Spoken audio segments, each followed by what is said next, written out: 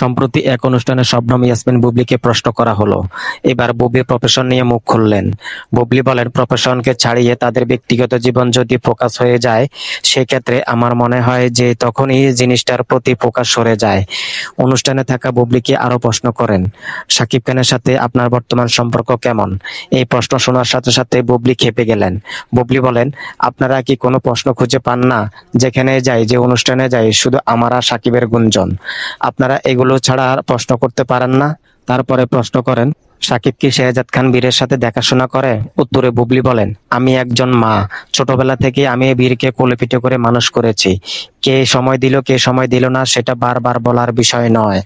এমন একটি প্রশ্ন আবারও করি, শাকিব খানের মায়ের সাথে আপনার বর্তমান সম্পর্ক কেমন যাচ্ছে? আলহামদুলিল্লাহ, আমার শাশুড়ি আম্মা খুব ভালো লোক। আমি সবকিছু মিডিয়াতে বলতে চাই না। যখন সময় হবে তখন আপনারা সবই জানতে পারবেন।